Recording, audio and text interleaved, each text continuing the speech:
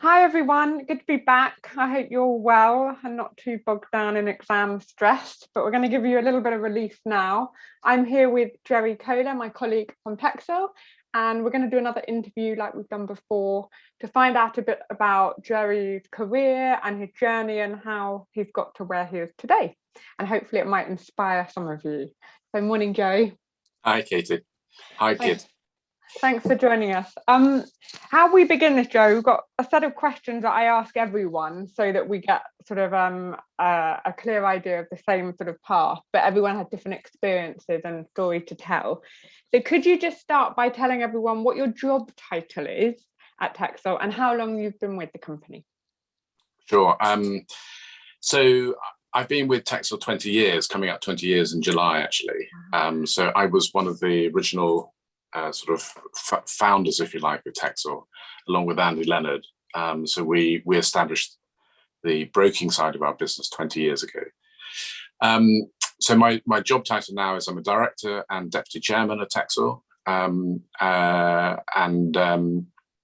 that sort of role has evolved over the years, over the 20 years that I've been there. So you can imagine when you're trying to establish a business at the beginning, there's a lot of graft, there's a lot of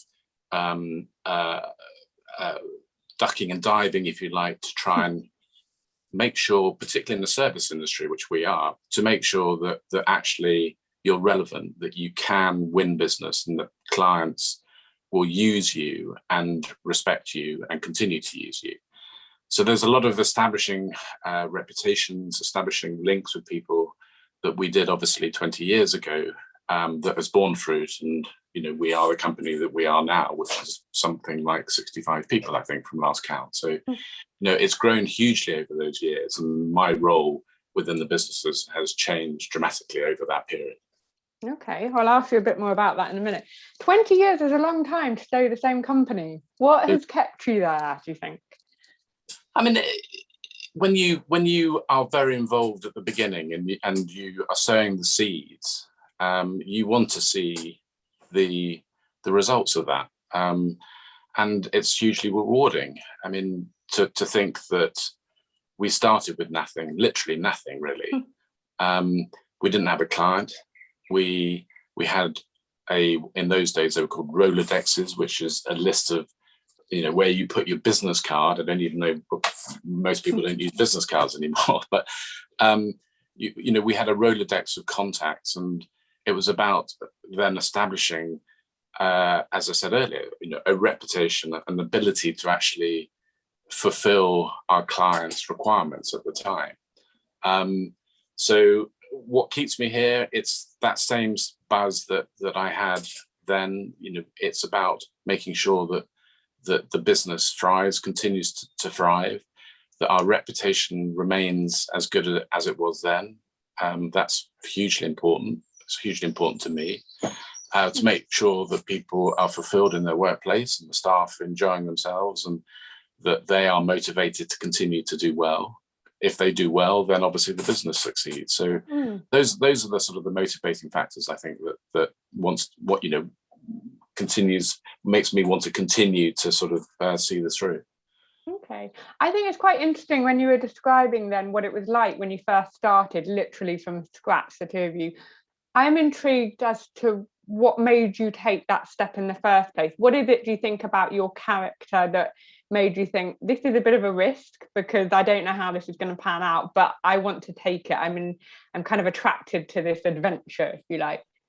That's a very good question, and it was a risk. I mean, 20 years ago, I was in a sort of a big broking house. I had a pretty good job, I would say. I was probably a number within a huge organization, so you don't really get particularly noticed in those sorts of organizations.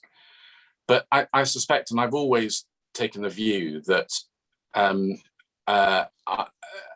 very driven by people. And actually, Andy Leonard, who some of you have met, I'm sure, he's a very charismatic individual. He was a client of mine. And there's something quite appealing about his personality that I found between us, we could actually work quite well together. And some of his shortcomings I was able to sort of fill the gap, and some of my shortcomings, he was able to fill the gap. So I think that I felt that we were able to sort of dovetail quite well together. And I've always been a believer in following your instincts, and particularly around people. If you can attach yourself to people that are on a journey and are successful, I think that's a hugely rewarding, but also it's a very it's a way of being able to sort of get on, I think. Okay. Andy has that personality and that charisma that I thought would work well. We would work well together. No, it worked out, didn't it? So good gut instinct. I get fired. That's interesting. Okay, I think that's good advice as well, actually, to sort of think about how your personality and your skill set can match other people and how you can make a team. I think that's absolutely right. But, not everybody can be leaders in this world, and no. You need complementary skills. If everybody has, particularly in business, I think if everybody has the same skill set, then actually you're going to neglect areas of the business that ought not to be neglected. So it is important to have those complementary skills, and that in life there are leaders, there are supporters, there are influencers, and you just need to understand where you fit into that sort of mix of personalities, and make sure that you attach yourself with people that you like, respect, you feel that you can get on with, but also have those complementary skills that together you're a much stronger unit. Okay, well, so you said you're a director and deputy chairman. They're quite broad terms. They don't tell us much about your day-to-day job. So can you tell us what your role entails and some of the typical things that you get involved in? Sure. I mean, as I said, the role has evolved over the years, but now I would say I get less and less involved in the day-to-day transactional business. So if you recall what we do, we are credit and political risk insurance brokers, which means that banks, trading companies, clients of ours who come to us with transactions want those transactions to be closed with an insurance policy associated to it. And that involves a lot of sort of work around a particular transaction, finding the right underwriters, making sure that the cover matches the client's needs, and then going ahead and placing that business. So I used to do a lot of that. I do less of that transactional business now because we have people who are far better at doing that now than I am. So my role is more, I would say, of an oversight of that function. As a growing company, and sitting on the board, we need to anticipate where growth is going to be, what our business requirements are going to be, how we fill those business requirements, whether we need to hire in professionals to fulfill a certain function. So a direction of the company is something that I'm involved in. Clearly, when issues do arise, which they do, then I will be asked to sort of come in on those sort of situations. I also get involved in claims. So when the claims actually happen, and the collection of the monies that we need to get back from the underwriters once our insureds have made a claim under the policy, I get involved in that and have done since the beginning. So it's sort of multifunctional, but it's as I say, it's less of the sort of the transactional stuff now, which I used to do obviously when we originally started. Bit of everything, work your way up. What would you say you find both satisfying and challenging about your role? I mean, I think clients are always challenging. So their requirements will differ on a day-to-day basis. So you have to sort of anticipate what those requirements might be. So you need to sort of think about strategy and how you strategize with the teams to make sure that we sort of recognize what those challenges of the clients might be, and then try and address them. I think as a growing company, you're always going to have growing pains, and that is a natural consequence of more people coming into the businesses. So I think that is a challenge. Making sure that people are happy is a constant sort of challenge, and making sure that they're motivated, that they feel that they have a career, that they feel that they're fulfilled. Those are all sort of challenges. And then there's always external factors that are sort of influencing our business. Brexit is a classic. That is a factor that we have no control over, but it influences what we do, how we do it. So those are all sort of factors, I think, that I would say are challenges that we have to sort of address and meet. But you find them satisfying as well? Do you like sort of sorting out an issue and a problem and finding a solution? Does that motivate you? I do like finding I do like finding solutions and completing something. So I wouldn't say all of those issues are satisfying. I think, you know, what we've had to go through to fulfill the requirements of Brexit, I wouldn't say at all satisfying. It's very frustrating that we've had to go through that, to politics aside, to go through that to actually continue to do what we do. You know, it comes with a huge amount of cost, and obviously a lot of infrastructure that we've had to put in place to allow us to continue to do what we do. So I wouldn't say that's particularly satisfying, but it's something that we just have to do and get on with. Yeah. Okay, so you mentioned there that you're on the board of the company. Could you, because I interviewed Ashley before and she talked a little bit about this. Can you tell everyone what sort of character traits you think could make a good board member, in terms of, you know, you say you have to strategize and look at the big picture and plan ahead and consider external factors that influence the company. What kind of characteristics make a good board member to deal with things like that? I think a board is made up of different characters, and I think each board is going to be different. And I think when you look at the board and the makeup of the individuals within that, then you need to sort of consider whether you are falling short in any particular areas, be that legal advice, be it HR sort of advice, be it whatever, really. So I think first and foremost, you would look at the personalities that we have within the board, whether we're missing anything in terms of what is going to, you know, if we're growing and continue to grow, we need to come up with fresh ideas. So we need to be thinking about the next generation below and the generation below that, if you like, to sort of see who are the rising stars, who are the people who are real influencers in the business, who actually have a proper feel for what it is that we do, and come up with ideas and solutions to some of those problems. And if they're contributing in that manner, then they are becoming increasingly more valuable to the board. And that is then the opening, if you like, for that individual to potentially come onto the board. I mean, I think you want positive people on the board. You want people who are going to contribute. You want people that will fight their corner. You know, you need to be strong in your convictions so that you can argue your case, not fall out with people.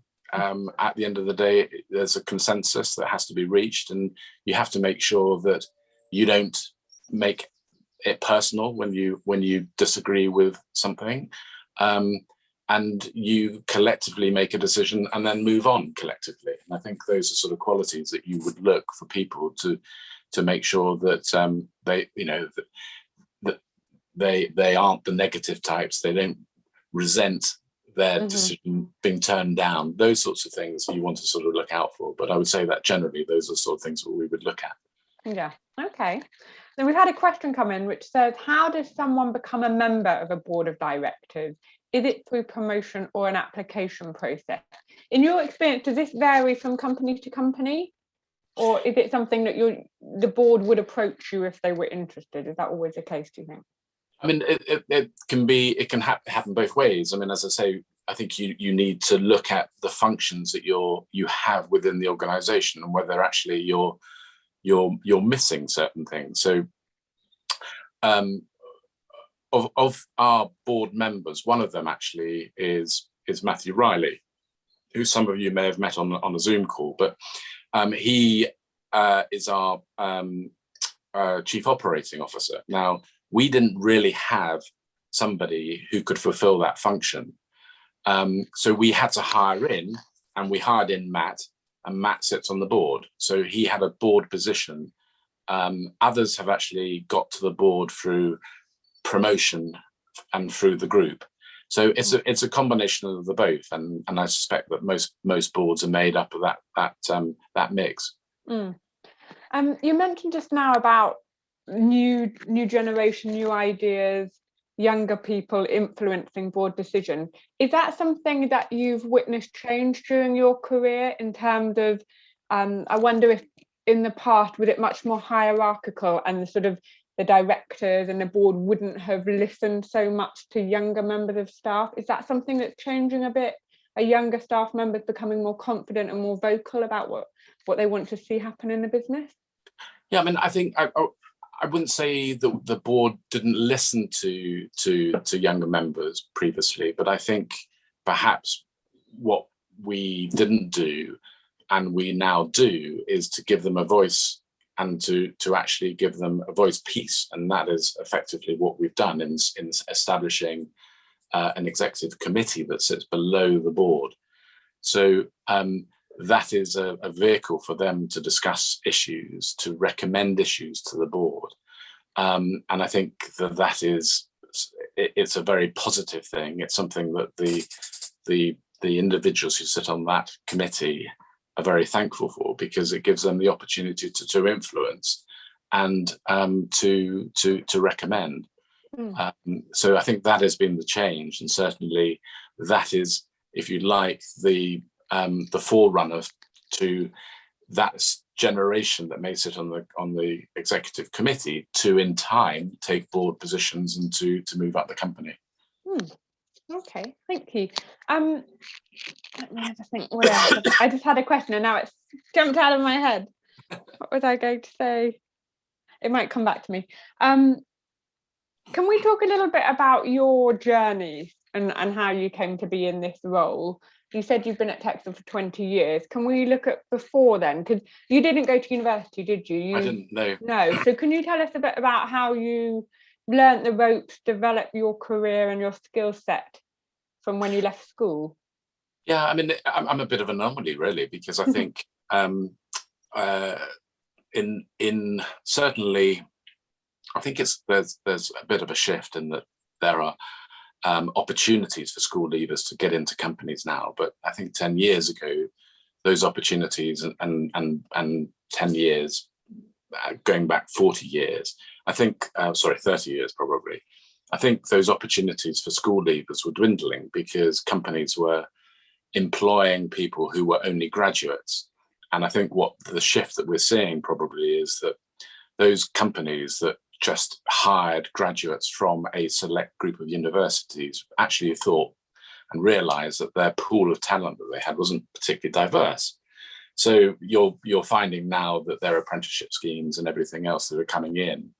And when I first started to work, which I began working in 1984, which it seems a long time ago, I had the option of a role at a training role at a broking firm, which I seized rather than going to university. And so I learned very much, if you like, on the job, and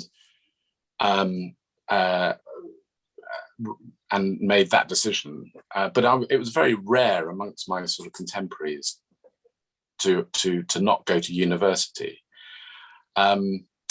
But as I say, those opportunities I think are coming back slightly for school leavers. But there was a period where if you didn't have a degree, then you weren't able to sort of have an opportunity to get into any of those sort of initial positions at firms. Oh, well, sorry, another question just come in related to what you're saying, but it also sort of links into my next question. It's quite challenging now to get a graduate job, it seems. What can we do as students in order to stand out especially when many graduate jobs ask about experience. And that's what I was going to ask you about when you're reviewing CVs and applicants. What are you looking for besides academic achievement? I mean, I think people showing initiative, what they've done in the time that they have available to do bar work, to do all sorts to travel if they can, to show initiative and show that they have a desire to work, that they've got a good work ethic. Mm-hmm. I mean, some of you may well have been on the talk that I gave with one of my colleagues, Simon Baker, about networking, which I hope you found useful. But the message there is networking is hugely important to be able to see where the opportunities are and actually pursue those opportunities within a wider network that you may have established. And those are ways in which you can get the opportunity to get onto these graduate schemes. It's not easy, I grant you, and I feel for you guys having to sort of go through this process and put your CV out there amongst a load of competition, and it's very daunting. I think you just need to try and think of things that make you stand out above the crowd, and those are the sort of the key sort of takeaways, I would say, when you're putting CVs together. So that fill your CVs with things that you do that you're passionate about, but also that will show you to be somebody who's motivated, has a good work ethic, and is interested in learning. Mm-hmm. I think those are things that will help you stand out. Yeah, absolutely. And sort of something Katie and I mentioned in the CV workshop with kind of recognizing your transferable skills and your experience, not just work experience, but any aspect of your life where you might have demonstrated some initiative or some work ethic or, that networking, those kind of things, not taking any of it for granted. Absolutely. And I think being bold as well, which is really hard to do, especially when you're younger, but to go on LinkedIn and send people a message and say, can I come and shadow you? Or can you give me some advice? And just, if you don't ask, you don't get kind of attitude. Yeah. People have got jobs in the most bizarre circumstances. They've touted their CV, they've printed their CV off, they've stood outside buildings and handed out their CV with a placard saying, graduate looking for a job. That shows a degree of initiative. You have to be bold, as Katie says, to do something like that. But, you have to be bold in life. If you want to, nothing is going to be given to you on a plate. So you have to go out and try and seize it and do some of those sorts of wacky things, because actually the wacky thing makes you stand out. Yeah, that's true. That's true. All right, just to wrap up then, Joe, what's either the best career advice you've ever been given, or perhaps some advice that you have for others? Career advice I've been given. Cool. I can't really think of anything that I've advice that I've been given. I think the advice I would give, I think, goes back to one of my earlier comments about following your gut. I think most people have pretty good intuition. I think you want to develop that skill, that intuition. You want to, as I said earlier, you want to try and associate yourself with people that are going to be successful. I mean, that sounds very cynical, but actually, if you can identify people that are going to do well in life and latch onto their coattails to some extent, you're going to go along in their wake. And I think that's a skill in itself. Some of those people, and some of you may be those people leading the charge, but there's others that actually will do just as well following in behind and following those individuals. So I think that I would sort of stick at that as being my advice. Great advice, actually, and not something that's talked about that much, really. And that idea of not just recognizing your own strength, but also observing your peers and those around you, and just recognizing, like we said earlier, how you can complement one another, and thinking, okay, these are my strengths, but these are my drawbacks. Who can I identify who can complement those? Yes. And how can I therefore make a good team? So I think that's a really good takeaway. Yeah, and you know, be true to yourself and make sure that the people that you associate with are good, honourable people. Good, honourable people tend to go far in life if they have other attributes as well. So, you know, try and associate yourself with those sorts of individuals, and you will find success follows. Okay, thank you. Appreciate your time this morning. Just a reminder to everyone that you're very welcome to reach out to any of us that have spoken on LinkedIn. And if you ever want us to have a look at your CV or answer any questions that you might have, please do reach out to us. We're happy to help.